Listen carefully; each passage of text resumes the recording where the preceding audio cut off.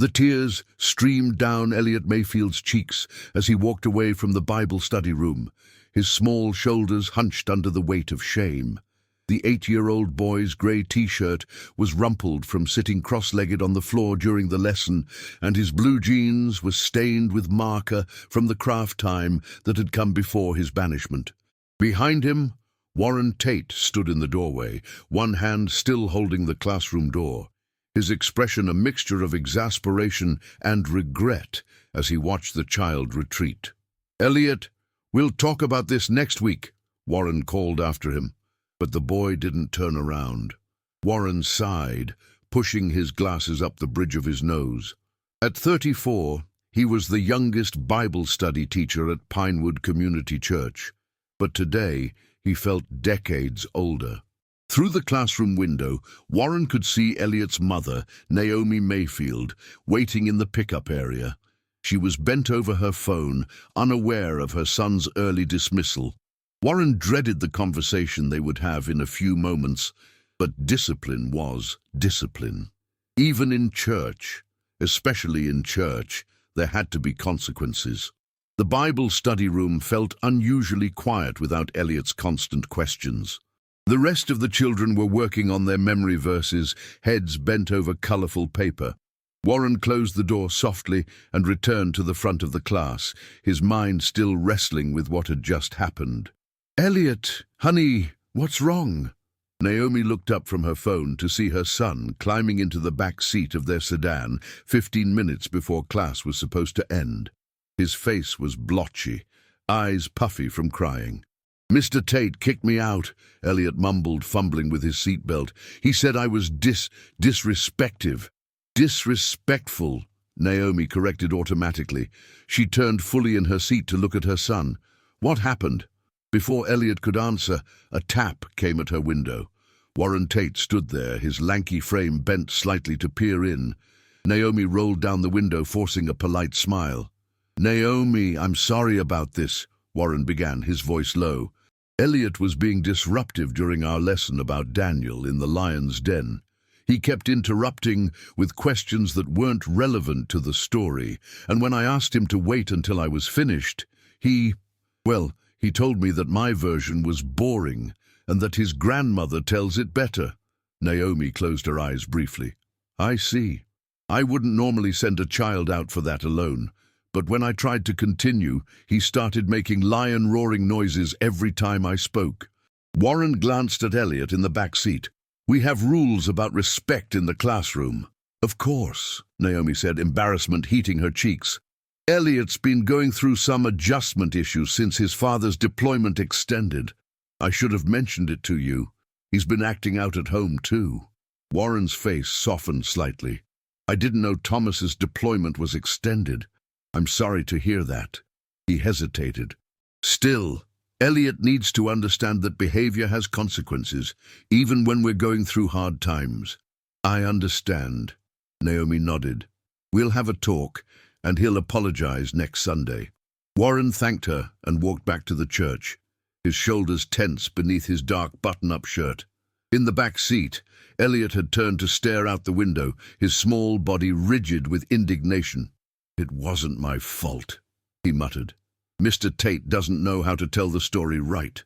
He didn't even do the voices." Naomi sighed, starting the car. "Elliot, that doesn't mean you can be disrespectful. Mr. Tate volunteers his time to teach you about the Bible. He deserves your respect." "Daddy would have done the voices," Elliot said quietly, and Naomi felt her heart crack a little. "Yes," she admitted, "he would have." Back at their modest two-bedroom home, Naomi tried to engage Elliot in conversation over a lunch of grilled cheese sandwiches, but her son remained stubbornly silent, picking at his food and answering in monosyllables. When he asked to be excused, she let him go, watching as he trudged down the hall to his bedroom. Naomi cleared the table and loaded the dishwasher, her thoughts churning. Thomas had been deployed for nearly 8 months now, with what was supposed to be a 6-month tour extended to a year. Elliot had been handling it well initially, proudly telling everyone that his father was serving their country. But as the months stretched on with only occasional video calls, the boy's behavior had begun to change. He'd grown more defiant, more prone to emotional outbursts. Wiping her hands on a dishcloth, Naomi walked to Elliot's room and knocked softly on the door. "Elliot, can I come in?" A muffled "okay" came from within. She pushed open the door to find him sitting on his bed, a photo frame clutched in his hands. It was a picture of Thomas in his uniform, arm around Elliot at last year's 4th of July picnic. "I miss him," Elliot said simply. "I know, sweetheart." Naomi sat beside him on the bed. "I miss him too. When is he coming home? Really coming home?" 4 more months, she said, though the words felt hollow. There was always the possibility of another extension, though she prayed daily against it. "That's forever," Elliot whispered, his finger tracing his father's face in the photograph. "It feels that way sometimes," Naomi agreed. "But you know what would make your dad sad? Hearing that you got in trouble at church. He always says how proud he is that you're learning about God." Elliot's lower lip trembled. "But I like the way Grandma Olive tells the stories better. She does the voices and explains the parts that don't make sense." "Your grandmother has been telling Bible stories for many years," Naomi said with a small smile. "Mr. Tate is still learning. Maybe instead of roaring at him, you could have asked your questions at the right time, or offered to share how your grandma tells the story." Elliot considered this. "Do I have to go back next week?" "Yes," Naomi said firmly, "and you need to apologize to Mr. Tate." "What if he doesn't accept my apology? What if he doesn't want me in his class anymore?" The fear in her son's voice made Naomi's heart ache. "The Bible teaches us about forgiveness, Elliot. If you're truly sorry, I believe Mr. Tate will forgive you." Elliot didn't look convinced. "Can I call Grandma Olive?" Naomi checked her watch. It would be early afternoon in Florida, where her mother-in-law lived. "Sure, let's give her a call," Olive Mayfield answered on the 3rd ring, her voice warm and slightly breathless. "Naomi, dear, what a lovely surprise." "Hi, Olive. Elliot wanted to talk to you. We've had a bit of a situation at church today." "Oh?" Olive's concern was immediate. "Put him on. Let me hear all about it." Naomi handed the phone to Elliot, who immediately launched into his version of events, his words tumbling out in a rush. Naomi could only catch snippets as she tidied his room. "Boring story, and didn't do the voices, and kicked me out." After a few minutes, Elliot's tone changed from indignant to subdued. He listened more than he spoke, occasionally nodding as if his grandmother could see him. Finally he said, "Yes, ma'am, I will. I promise," before handing the phone back to his mother. "Olive," Naomi took the phone. "What did you tell him?" Olive chuckled softly. "I reminded him that even Jesus had to listen to teachers in the temple, and that respect isn't just for people who tell stories the way we like them. Then I suggested he might learn something from Mr. Tate's way of teaching, if he opened his heart to it." Naomi smiled. "Thank you." "Of course, dear. How are you holding up? Any word on when Thomas will be able to call again?" "Hopefully this weekend," Naomi said, moving into the hallway to speak more privately. "Elliot's really struggling with the extension. We both are." "I'm praying for all of you every day," Olive assured her, "and for that teacher of his too now. It can't be easy managing a classroom of 8-year-olds, especially ones as spirited as our Elliot." After they hung up, Naomi found Elliot sitting cross-legged on his bedroom floor, a children's Bible open in his lap. "What are you doing?" she asked. "Reading the story of Daniel again," he said, his brow furrowed in concentration. "Grandma Olive said maybe I missed something important because I was too busy being mad about the way Mr. Tate told it." Naomi felt a surge of gratitude for Olive's wisdom. "That's a good idea. Would you like me to read it with you?" Elliot nodded, scooting over to make room for her on the floor. As they read together, Naomi gently guided him through the parts of the story that Warren might have been trying to emphasize: Daniel's courage, his unwavering faith, the miraculous protection God provided. "You know," she said when they finished, "I think Mr. Tate was trying to teach you about standing up for your faith even when it's hard. Just like you need to be brave while Dad's away." Elliot looked thoughtful. "I didn't think about that part. Maybe we should pray for Mr. Tate," Naomi suggested. And ask God to help you be brave like Daniel. Elliot nodded solemnly. And for Daddy to come home soon. Yes, that too. Elliot closed his eyes, his small hands clasped tightly. Dear God, he began, his voice wavering slightly.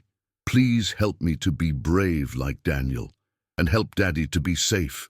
And he paused. Please help Mr. Tate to not be mad at me anymore, and maybe teach him to do the voices better. Naomi smiled, but didn't interrupt. And God, Elliot continued, I'm sorry for being disrespectful. Please help me to listen better, and if you could please bring Daddy home soon, that would be the best miracle ever. Amen. That was a beautiful prayer, Naomi said, giving him a hug. And you know what? I think we should write a note to Mr. Tate. You can give it to him before class next Sunday, Elliot agreed, and together they drafted a short apology letter. As Elliot carefully printed his name at the bottom, Naomi wondered if Warren would truly understand the struggle behind her son's behavior. She decided to add her own note as well, explaining a bit more about their family situation. Later that evening, after tucking Elliot into bed, Naomi sat at the kitchen table with a cup of tea, her Bible open beside her. She found herself turning to the Psalms, seeking comfort in David's words of longing and hope. Lord, she prayed softly, give me strength to parent alone right now. Help Elliot understand the importance of respect, even when he's hurting. Protect Thomas wherever he is tonight, and please work in Warren Tate's heart to show grace to my son. Warren Tate lived alone in a one-bedroom apartment about 10 minutes from Pinewood Community Church. Sunday evenings usually found him preparing lessons for the coming week, but tonight he couldn't focus. The image of Elliot Mayfield's tear-stained face kept intruding on his thoughts. Had he been too harsh? The boy's behavior was clearly disruptive, and Warren had given him several warnings before asking him to leave. Still, something about the encounter didn't sit right with him. Warren closed his lesson planner and rubbed his eyes beneath his glasses. He'd only been teaching the children's Bible study for 6 months, ever since Pastor Gaines had approached him about the need. With a degree in elementary education, but currently working as an accountant at a local firm, Warren had the qualifications, but not much recent experience with children. It's just until we can hire a children's minister, Pastor Gaines had assured him. 6 months later, there was still no children's minister in sight, and Warren was beginning to wonder if he was truly cut out for this role. His phone buzzed with a text from his sister Bethany. How did Bible study go today? Warren hesitated before responding. Had to ask a child to leave the class. Not my finest teaching moment. Bethany's response was immediate. What happened? Warren explained the situation briefly, ending with, his mother mentioned his father's military deployment was extended. I feel terrible now. You didn't know, Bethany texted back. But this is a chance to show grace. Remember how much trouble you gave Sunday school teachers when we were kids? Warren smiled ruefully at the memory. He'd been a handful himself, always questioning, always wanting to know the why behind every Bible story. It had driven his teachers to distraction, but one, Mrs. Palmer, had taken the time to answer his questions, to engage with his curiosity rather than shut it down. Her patience had been instrumental in deepening his faith. You're right, he texted Bethany. I'll talk to him next week. After brushing his teeth and changing into pajamas, Warren knelt beside his bed to pray, something he'd done every night since childhood. Tonight, his prayers centered on Elliot and his family. He asked for guidance, for patience, and for the wisdom to know how to handle the situation with grace. As he climbed into bed, Warren's last thoughts were of Elliot's mother, Naomi, and the worried look in her eyes when he'd explained what happened. There was something about her quiet dignity in that moment that touched him, a strength born of struggle that he couldn't help but admire. The dream began simply enough. Warren found himself back in the Bible study classroom, but it was empty of children. Sunlight streamed through the windows, illuminating dust motes that danced in the air. The quiet was peaceful rather than eerie. He moved to the front of the room and began arranging materials for a lesson, though he couldn't quite remember what he was supposed to be teaching. A soft knock at the door made him turn. Instead of one of his students, a young woman stood there, perhaps 11 or 12 years old, with chestnut hair pulled back in a neat braid. She wore a simple white dress and carried a small, leather-bound Bible. "Hello," Warren said, confused. "Are you looking for the youth group? They meet in the fellowship hall." The girl smiled but didn't answer. She walked to one of the child-sized chairs and sat down, placing her Bible carefully in her lap. "I'm afraid this is the children's Bible study," Warren explained, "for ages 6 to 9. "I know," the girl said, her voice gentle. "I came to pray with you." Before Warren could respond, the classroom door opened again, and Elliot Mayfield entered. In the dream, the boy seemed younger somehow, more vulnerable. He stood hesitantly in the doorway. "Come in, Elliot," the girl called, patting the seat beside her. "We've been waiting for you." Elliot approached slowly, eyeing Warren with uncertainty. The girl took his hand and helped him into the chair next to hers. "Mr. Tate," the girl said, turning her attention back to Warren, "will you join us?"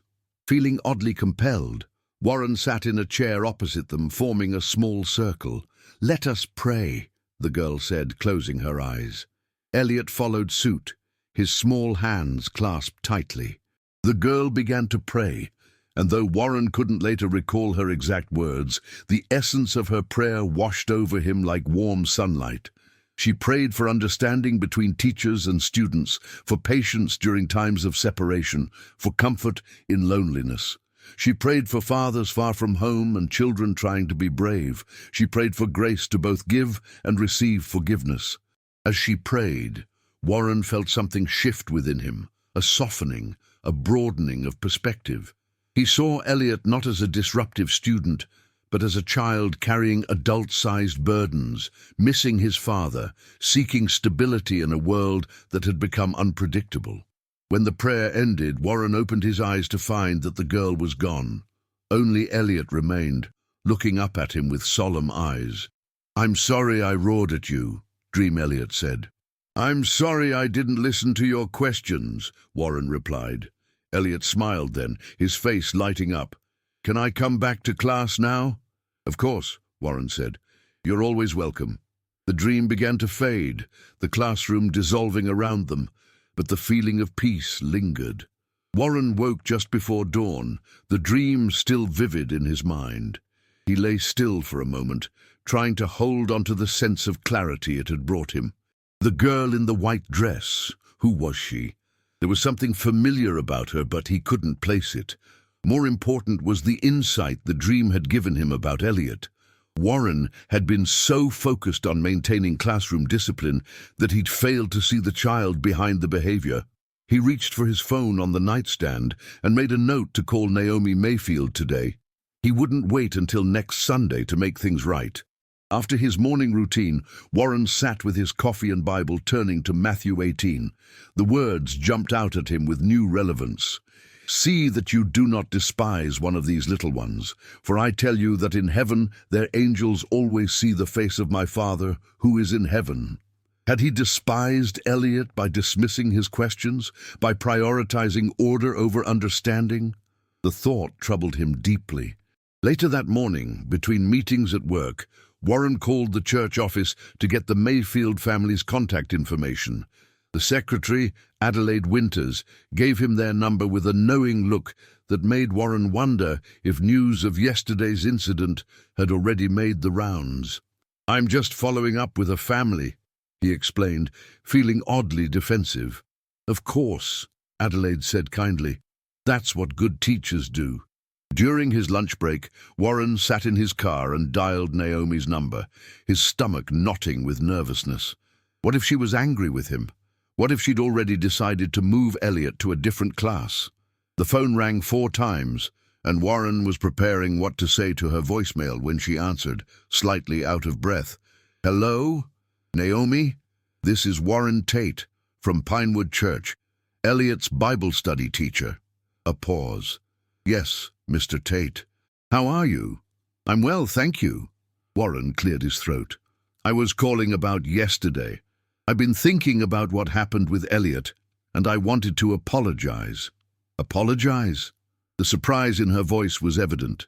"Yes, I handled the situation poorly. I should have tried to understand why Elliot was acting out instead of just removing him from the class. I didn't know about your husband's deployment extension." "Oh," Naomi's voice softened. "That's very kind of you. But Elliot's behavior wasn't acceptable regardless of our family circumstances. He needs to learn respect." "Respect is important," Warren agreed. "But so is grace. I was wondering if you and Elliot might be willing to meet with me before class this Sunday. I'd like to talk things through with him, teacher to student." "I think that would be good for him," Naomi said. "He's written you an apology letter. I look forward to reading it." Warren hesitated, then added, "And I want you to know that I'm praying for your family, for your husband's safety, and for strength for you both while he's away." "Thank you," Naomi said, her voice thick with sudden emotion. "That means a lot." After they arranged a time to meet on Sunday, Warren hung up feeling lighter than he had all day. The dream's influence lingered, reminding him of the young girl's prayer and the peace it had brought. Wednesday evening found Naomi sitting in the church fellowship hall with Elliot for the midweek community dinner. She hadn't planned to attend.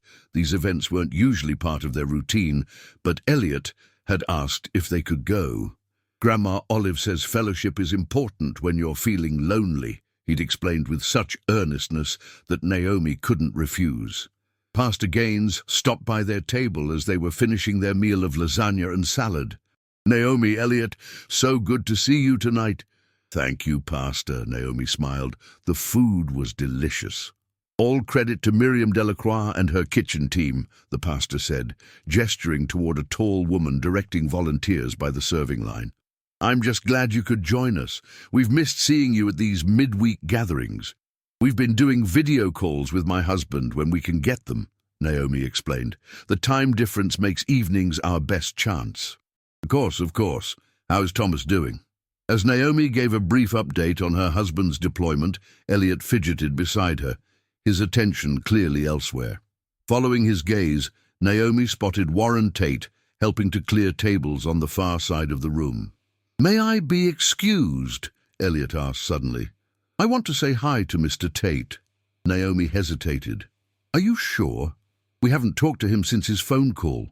"I'm sure," Elliot said, already sliding off his chair. "Go ahead, then," Naomi said, watching as her son made his way across the room. Pastor Gaines observed the exchange with interest. "Is everything all right between Elliot and Warren? I heard there was a bit of trouble in Bible study on Sunday." "There was," Naomi acknowledged, "but Mr. Tate called to apologize, which was very gracious of him. We're meeting before class this Sunday to sort things out." Warren's relatively new to teaching," Pastor Gaines said, "but he has a genuine heart for the children. I'm glad to hear he's handling this well." Across the room, Naomi watched as Elliot approached Warren, who immediately set down the plates he was collecting and crouched to the boy's level. They appeared to have a brief, serious conversation, ending with Warren offering his hand to Elliot, who shook it solemnly. "They seem to be working it out already," Pastor Gaines observed with a smile. "Yes, they do," Naomi agreed, feeling a weight lift from her shoulders. After the pastor moved on to greet other attendees, Elliot returned to the table, a small smile playing at the corners of his mouth. "What did you say to Mr. Tate?" Naomi asked. "I told him I was sorry for roaring at him during the Daniel story," Elliot replied, sliding back into his seat. "And he said he was sorry for not answering my questions. He said questions are good, but there's a right time for them." Elliot paused, considering this. "He also asked about Dad. That was thoughtful of him." "Yeah." Elliot poked at the remains of his lasagna. "Mr. Tate said his brother was in the army before, so he knows what it's like to miss someone who's deployed." This was news to Naomi. "I didn't know that. He said we could talk about it on Sunday," Elliot continued. "And he's going to bring a special Daniel book that has more details about the lions." For the first time in weeks, Naomi heard genuine enthusiasm in her son's voice when speaking about Bible study. She sent up a silent prayer of gratitude. As they were preparing to leave, Warren approached their table, a stack of clean plates in his hands. "Naomi," he greeted her with a nod. "Elliot and I had a good talk. I'm looking forward to Sunday." "So are we," Naomi assured him. "And thank you again for calling. It meant a lot." Warren smiled, the overhead lights reflecting off his glasses. "I had a dream the other night," he said, then stopped, looking suddenly self-conscious. "It might sound strange, but it helped me see things differently." "Dreams can be like that sometimes," Naomi agreed. "What was it about?" Warren shook his head slightly. "It's hard to explain. But it reminded me why I agreed to teach in the first place, to help children understand God's love, not just Bible facts." As he continued to the kitchen with his plates, Naomi felt a curious sense of connection to this earnest young teacher who had taken the time to make things right with her son. Sunday morning arrived with a gentle spring rain pattering against the windows. Naomi helped Elliot pick out a clean button-up shirt and khaki pants for church, noting with amusement how particular he was suddenly being about his appearance. "Do you think Mr. Tate will like my letter?" Elliot asked as they drove to the church, the envelope clutched in his hands. "I'm sure he will," Naomi assured him. "You wrote from your heart, and that's what matters." They arrived 20 minutes before Bible study was set to begin, as arranged with Warren. The church was quiet, with just a few early arrivals moving through the hallways. They found Warren in the Bible study room, arranging chairs in a circle instead of the usual rows. "Good morning," he greeted them, setting down the chair he'd been carrying. Today, he wore a light blue button-up shirt, more casual than his usual Sunday attire. "Thanks for coming early." "Thank you for suggesting it," Naomi replied. Elliot stepped forward, holding out his envelope. "This is for you, Mr. Tate. It's my apology letter." Warren accepted it with appropriate solemnity. "Thank you, Elliot. May I read it now?" Elliot nodded, watching nervously as Warren opened the envelope and unfolded the lined paper inside. Naomi knew what it said. They'd worked on it together, but Elliot had insisted on writing the final version himself. "Dear Mr. Tate, I am sorry for being disrespectful in Bible study. I should not have roared during your lesson or said it was boring. My dad is away in the army, and it makes me sad sometimes, but that's not an excuse for bad behavior. Grandma Olive says even Jesus had to listen to teachers. I promise to be respectful and save my questions for the right time. Thank you for teaching me about the Bible." From Elliot Mayfield. Warren looked up from the letter, his expression warm. "This is an excellent apology, Elliot. Thank you for writing it." He carefully refolded the paper and placed it back in the envelope. "I have something for you, too." He walked to his teacher's desk and retrieved a colorful children's book titled Daniel and the Lions, a story of courage and faith. This explains more about what life was like in Babylon and has some amazing illustrations of the lion's den. I thought you might enjoy it. Elliot's eyes widened as he accepted the book.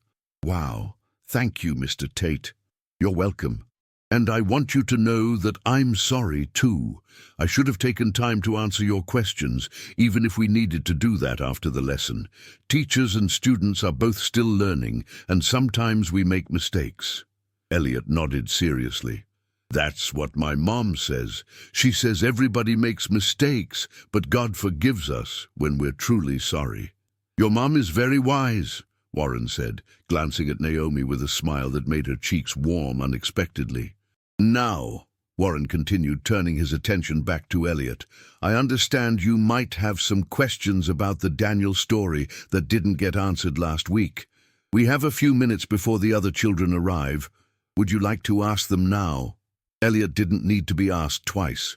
He immediately launched into a series of questions. How big were the lions? How long was Daniel in the den? Did he pet the lions? How did they know it was an angel that shut the lions' mouths?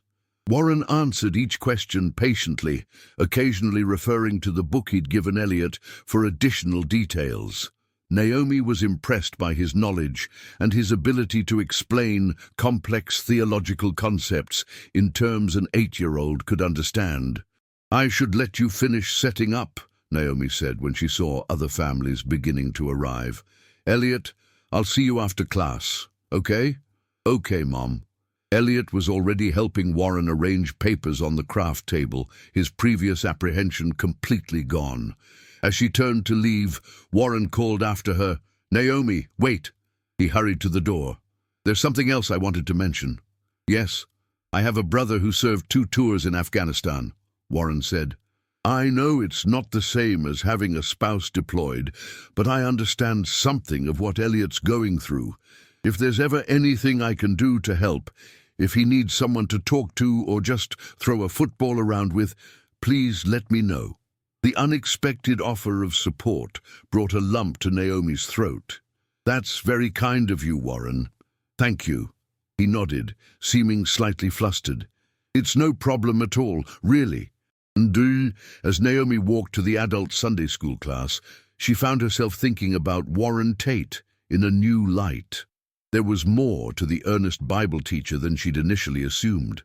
The adult class was discussing the book of James that morning, focusing on the verse about being quick to listen, slow to speak, and slow to anger. Naomi found herself only half listening, her thoughts drifting between concern for Thomas halfway across the world and curiosity about the dream Warren had mentioned. After the main service, she collected Elliot from his class, pleased to find him chattering excitedly about the craft they'd made, lion masks with yarn manes, and the new details he'd learned about Daniel's story. "And Mr. Tate did the voices this time, Mom," Elliot exclaimed as they walked to the car. "He did King Darius and Daniel, and even the lions. It was awesome." "That's wonderful, honey. I'm glad you had a good time." "Can we come to Wednesday dinner again this week?" Elliot asked as he buckled his seatbelt. "I thought we were going to try to video call Dad on Wednesday." "Oh," Elliot's face fell. "I forgot." Naomi considered their options. "Tell you what, if Dad can't call, or if the call is early enough, we'll go to the dinner afterward." "How does that sound?" Elliot's smile returned. "Perfect." That afternoon, as Elliot played in the backyard, Naomi found herself thinking again about Warren's mention of a dream. What had he seen that had changed his perspective so dramatically? The question nagged at her, stirring her curiosity. Later, as she prepared dinner, her phone rang with an international number she recognized instantly. "Thomas!" she answered, her heart leaping. "Hey, beautiful!"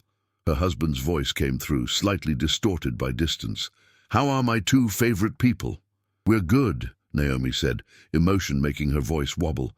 "Missing you like crazy. Hang on, let me get Elliot. He's in the backyard." She called their son in, and Elliot raced to take the phone, his face alight with excitement. "Dad, guess what?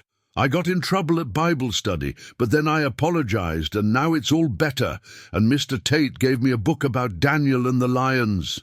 Naomi could hear Thomas's deep chuckle through the phone as Elliot launched into a detailed account of the week's events. She busied herself with dinner preparations, giving them time to talk, though she kept one ear on the conversation.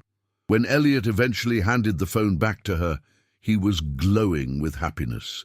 "Dad says he might get to video call on Wednesday after all." "That's great news," Naomi said, taking the phone. "Go wash up for dinner, okay?" Once Elliot had left the room, she returned to her conversation with Thomas. "How are you really doing?" "Hanging in there," Thomas replied, and she could hear the weariness beneath his attempt at cheerfulness. "The extension's been tough on morale, but we're managing. How about you two? Sounds like Elliot had quite a week." Naomi filled him in on the details of the Bible study incident and its resolution. The teacher, Warren Tate, has been surprisingly understanding. He mentioned having a brother who served. "Good man," Thomas said approvingly. "It helps to have people who get it, even a little bit. How are you holding up?" "One day at a time," Naomi admitted. "The house feels emptier now that the weather's warming up. Remember how we used to sit on the porch in the evenings?" "First thing we'll do when I get home," Thomas promised. "Porch sitting, sweet tea, watching the sunset." They talked for a few more minutes before Thomas had to go. After saying goodbye, Naomi stood in the kitchen, holding the silent phone, allowing herself one moment of private grief before calling Elliot for dinner. Wednesday's video call with Thomas came through earlier than expected, giving them a solid half-hour together as a family before the connection grew too unstable to continue. After the screen went dark, Elliot looked up at Naomi hopefully. "Can we go to church dinner now?" Naomi checked the time. "If we hurry." They arrived at the church fellowship hall just as serving was beginning. The large room hummed with conversation and the clatter of dishes as families filled their plates from the buffet line.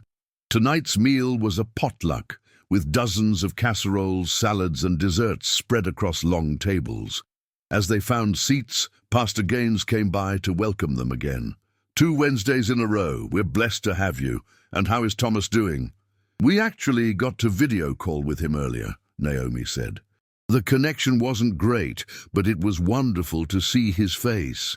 "I'm sure it was," Pastor Gaines said kindly. "We continue to pray for his safety every day." After the pastor moved on, Elliot spotted Warren at a table across the room and waved enthusiastically. Warren waved back and, after a moment's hesitation, picked up his plate and made his way over to them. "May I join you?" he asked. "Please do." Naomi gestured to the empty chair across from them. Warren set down his plate of chicken and rice. "Elliot, I wanted to tell you that I really enjoyed having you back in class on Sunday. Your questions about Daniel's courage gave the other children a lot to think about." Elliot beamed at the praise. "I read the whole book you gave me, twice." "That's impressive," Warren said. "What was your favorite part?" As Elliot launched into a detailed description of his favorite illustrations, Naomi observed Warren's genuine interest in her son's enthusiasm. There was a gentleness to him that she hadn't noticed before, a patience that seemed especially valuable in someone working with children. When Elliot finished speaking and turned his attention to his food, Warren glanced at Naomi. "How was your video call with your husband?" "Brief but precious," she replied. "The connection isn't always reliable, but just seeing him healthy and safe means everything." Warren nodded, understanding. "My brother would sometimes go weeks without being able to call home. The uncertainty was hard on everyone, especially our mother." "The waiting is the worst part," Naomi agreed. "Elliot counts down the days, but I try not to focus too much on the calendar. Plans change too often." "A wise approach," Warren said. "My brother's unit had their return date changed 3 times during his 2nd deployment." They fell into easy conversation after that, discovering they had more in common than just their connection through Elliot's Bible class. Warren had moved to Pinewood 4 years ago for his accounting job, leaving behind family in Tennessee.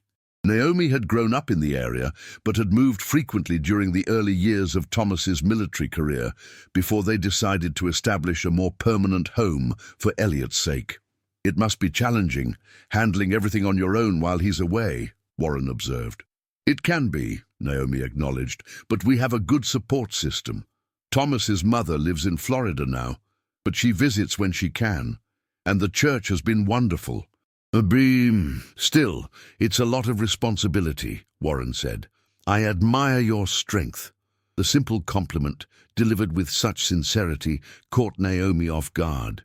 "Thank you," she said quietly. "Sometimes I don't feel very strong." "The strongest people rarely do," Warren replied. Their conversation was interrupted by Miriam Delacroix announcing that dessert was now being served. Elliot looked to Naomi with pleading eyes. "Yes, you may have dessert," she laughed. "But just 1 serving, please." As Elliot scampered off to the dessert table, Warren said, "He's a remarkable boy. You should be proud." "I am," Naomi agreed, "though there are days when his energy and questions exhaust me." "I think that's why our Sunday class had its misunderstanding," Warren admitted. "He asks the kinds of questions that require thoughtful answers, not just the simplified versions we sometimes give children." "He's always been curious," Naomi said. "Thomas encourages it, says it's a sign of an active mind." "Your husband sounds like a wise man." "He is. You'd like him." The words came out automatically, but as soon as she'd spoken them, Naomi realized they were true. Thomas and Warren, despite their different professions and backgrounds, shared a thoughtfulness and integrity that she valued deeply. Warren smiled. I hope I'll have the chance to meet him when he returns." Elliot bounded back to the table with a slice of chocolate cake nearly as big as his face. "Mrs. Delacroix said this was the perfect size for a growing boy," he announced proudly. Warren and Naomi exchanged amused glances.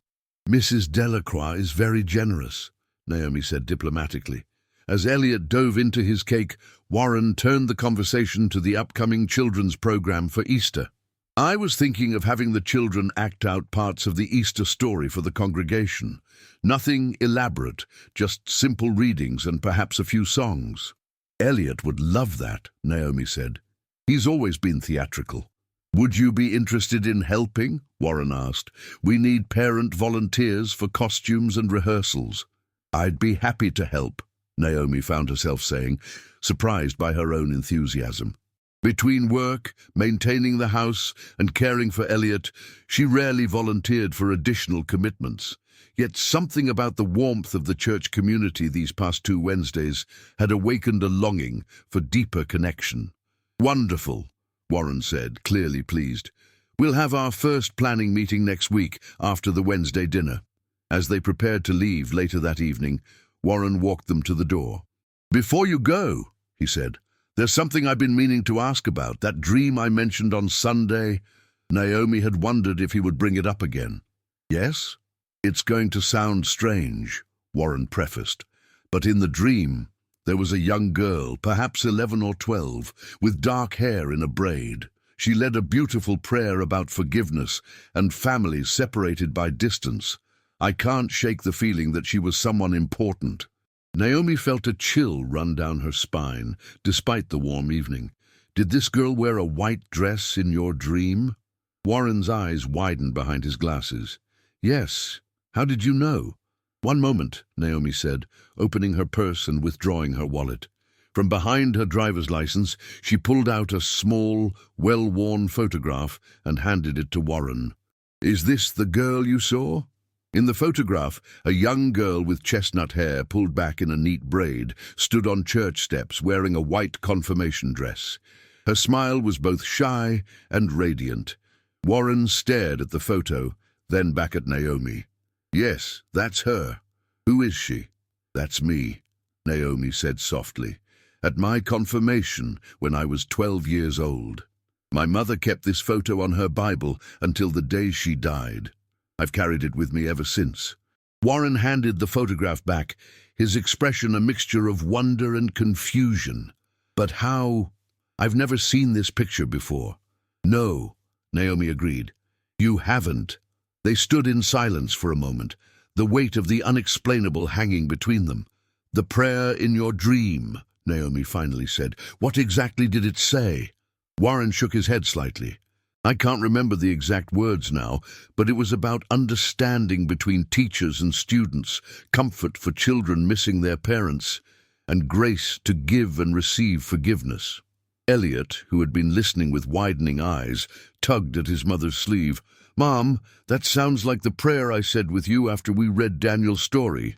Remember, when we prayed for Mr. Tate to not be mad at me anymore?" Naomi remembered it clearly. Elliot's simple, heartfelt prayer for bravery like Daniel's, for his father's safety, and for understanding with his teacher.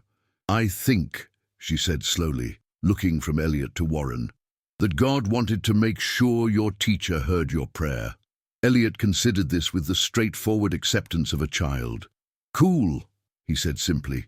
Warren, however, appeared deeply moved. "I've heard of God speaking through dreams, of course, but I never expected—" He trailed off, then squared his shoulders. "Thank you for showing me the photograph. It's an extraordinary confirmation that God is at work in this situation." As they parted ways in the church parking lot, Naomi felt a sense of peace that had been missing for months. The long separation from Thomas was still difficult, the future still uncertain, but she no longer felt alone in her struggle. Over the next several weeks, Naomi and Elliot became regulars at the Wednesday night dinners.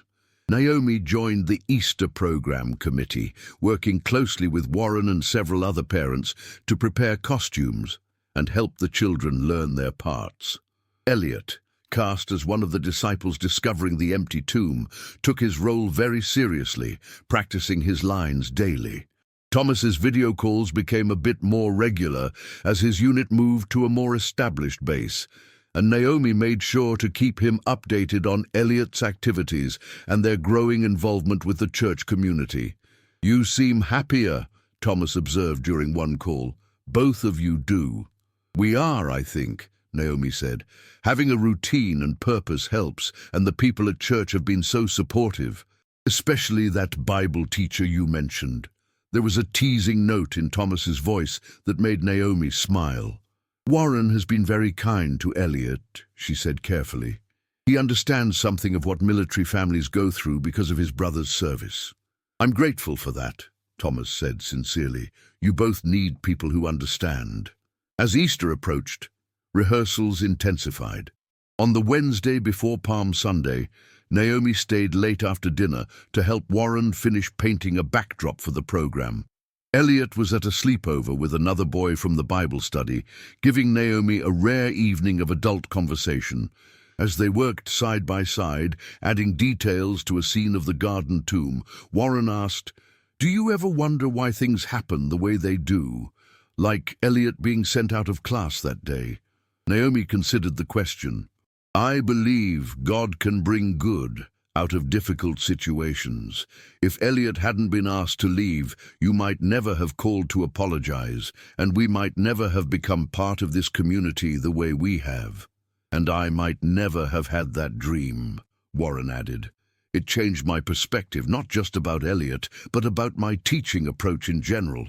I've been trying to listen more, to see the children as individuals with their own struggles and questions." "I've noticed the difference," Naomi said. "Elliot talks about Bible study all week now. He's connecting with the stories in a deeper way." Warren smiled, pleased by this assessment. "That's all I really want. For the children to develop a personal relationship with God and His Word. The facts and stories are important, but what matters most is that they understand God's love for them."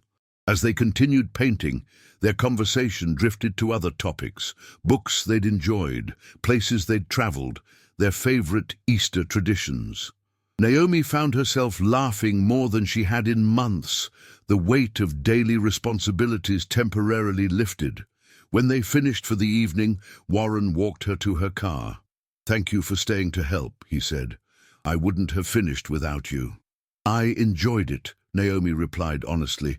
"It's nice to have adult conversations sometimes." Warren nodded, understanding. "If you ever need a break, if you and Elliot would like to join me for dinner sometime instead of the church meal, I'd be happy to cook. Nothing fancy, but I make a decent pasta." Naomi hesitated, suddenly uncertain of the boundaries of their friendship. Was this an innocent offer of continued support, or something more? Reading her hesitation, Warren quickly added, "As friends, of course. I know your husband will be home soon, and I would never want to complicate your lives in any way." "Thank you for the invitation," Naomi said carefully. "Let me check with Thomas during our next call. He appreciates when people look out for us, but I'd want to make sure he's comfortable with it." "Of course," Warren agreed immediately. "Family comes first, always." Easter Sunday dawned clear and bright, a perfect spring day. The children's program was scheduled for the early service, and Naomi arrived at the church an hour early to help with final preparations. Warren was already there, looking both nervous and excited in a crisp suit and tie. "Everything's ready," he assured her as she helped Elliot into his disciple costume. "We had a great dress rehearsal yesterday." "He's been practicing his lines non-stop," Naomi said, "even on the phone with his father last night." "Dad says he wishes he could be here to see it," Elliot added, adjusting his headpiece, "but I'm going to get someone to record it on their phone so he can watch it later." "That's already arranged," Warren said, surprising them both. "Pastor Gaines is having the whole service professionally recorded for our homebound members. I'll make sure you get a copy to send to your father." Elliot's face lit up. "Really? That's awesome. Thanks, Mr. Tate." The program went off with only minor hitches. A shepherd forgot one line, and one of the smaller children playing an angel got stage fright and had to be coaxed on stage by a parent. But Elliot delivered his part flawlessly, his voice ringing clear across the sanctuary as he proclaimed, "He is not here, he is risen, just as he said."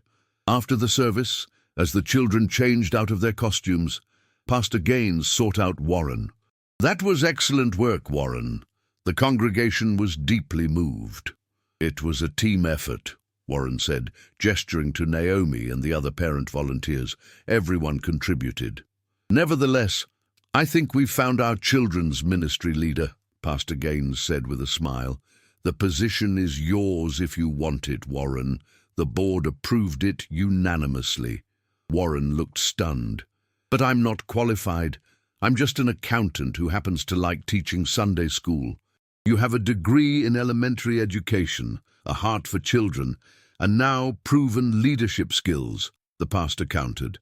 "Pray about it. Talk to your current employer and let me know. It would be part-time to start, but we hope to make it full-time by next year." As Pastor Gaines moved away to greet other congregants, Warren turned to Naomi, his expression a mixture of shock and excitement. "Did you hear that?" "I did," she smiled. "Congratulations. Are you going to accept?" "I don't know," Warren admitted. "It would be a significant change. But these past few months teaching the Bible study have been more fulfilling than years at my accounting firm." "Then I think you have your answer," Naomi said gently. Warren nodded thoughtfully. "I'll pray about it like Pastor Gaines suggested, but my heart is already leaning strongly in one direction." Elliot bounded up to them then, changed back into his Easter clothes. "Mr. Tate, did you see me remember all my lines?" "I certainly did," Warren affirmed, crouching to the boy's level. "You were an excellent disciple. Very convincing."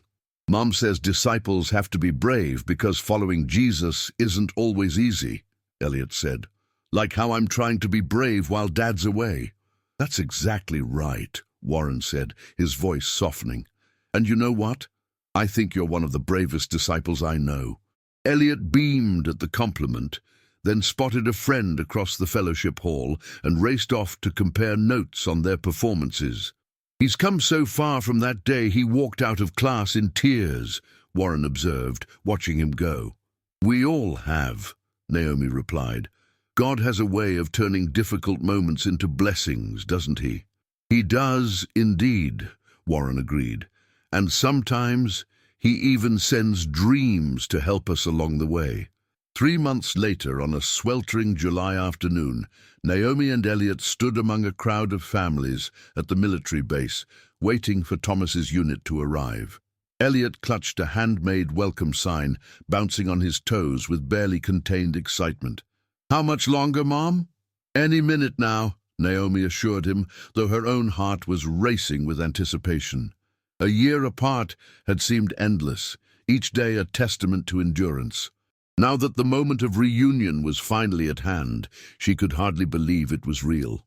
The sound of buses approaching sent a ripple of excitement through the waiting crowd. Elliot pressed closer to Naomi, suddenly shy despite his previous enthusiasm. "What if Dad doesn't recognize me?" he whispered. "I've grown 2 inches. He'll know you instantly," Naomi promised, squeezing his shoulder. "A father always knows his child." The buses parked, and soldiers began filing out, many breaking into runs as they spotted their waiting families. Naomi scanned the crowd, searching for Thomas's familiar face among the sea of identical uniforms. And then he was there, striding toward them, his face breaking into the smile she'd dreamed of for 12 long months. Elliot dropped his sign and broke free of Naomi's grasp, racing toward his father with arms outstretched. Thomas caught him mid-run, swinging him up into a fierce embrace that lifted the boy's feet off the ground. Naomi walked toward them more slowly, drinking in the sight of her family reunited. When Thomas set Elliot down and opened one arm to her, she stepped into his embrace, inhaling the familiar scent of him beneath the dust of travel. "Welcome home, soldier," she whispered against his chest. "Best orders I ever received," Thomas replied, his voice rough with emotion. Later, after the initial flurry of hugs and exclamations, as they were walking to the car, Thomas asked Elliot, So, I hear you've become quite the Bible scholar while I've been away.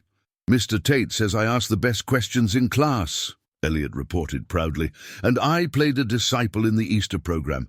Did you get to watch the video Mum sent? I did, Thomas confirmed. You were fantastic. Very convincing when you discovered the empty tomb. Mr. Tate helped me practice my lines, Elliot continued. He's the best teacher ever. He's going to be the new children's ministry leader at church. He even knows how to tell the Daniel story with all the voices. Thomas laughed, slinging an arm around his son's shoulders. Sounds like this Mr. Tate made quite an impression. He helped us a lot, Naomi said quietly, especially after that rough start. Thomas nodded, having heard the full story of Elliot's expulsion and the dream that had changed Warren's perspective. I'm looking forward to meeting him and thanking him in person. That opportunity came the following Sunday, when Thomas accompanied his family to church for the first time since his return. Many parishioners stopped them to welcome Thomas home and thank him for his service. Warren was in the fellowship hall, setting up for a children's activity, when Elliot spotted him and dragged his father over for introductions. Dad, this is Mr. Tate, my Bible teacher. Mr. Tate, this is my dad. Warren set down the supplies he was arranging and extended his hand. Staff Sergeant Mayfield, it's an honor to meet you. Welcome home. Thomas, please, he corrected, shaking Warren's hand firmly. And the honor is mine. I've heard a lot about you from both my wife and son. All good things, I hope, Warren said with a smile. Very good things, Thomas assured him, including something about a remarkable dream.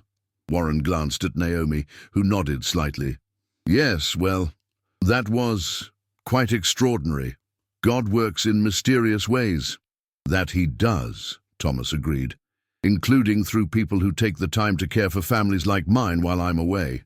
I want to thank you for that, for being there for Naomi and Elliot. It was my privilege, Warren said sincerely. They've become an important part of our church family, and Elliot is one of my star pupils. Elliot beamed at the praise, then asked if he could go see his friends before Bible study began. Once he had raced off, Thomas turned back to Warren. Naomi tells me you have a brother who served. Yes, 2 tours in Afghanistan, Warren confirmed. He's back in civilian life now, working as a paramedic in Tennessee. A worthy profession, Thomas said approvingly. Listen, we're having a small cookout next Saturday to celebrate my return. Nothing fancy, just burgers and lemonade in the backyard.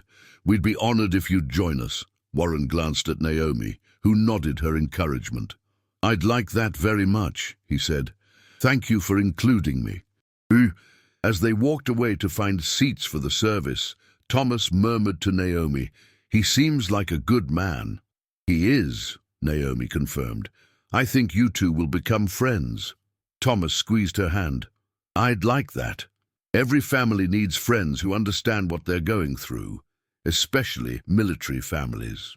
The sermon that morning focused on the story of the prodigal son's return and the celebration that followed. As Naomi sat between her husband and son, listening to Pastor Gaines speak about homecomings and rejoicing, she reflected on the journey of the past year, the tears and laughter, the challenges and blessings, the unexpected friendship that had blossomed from a moment of conflict.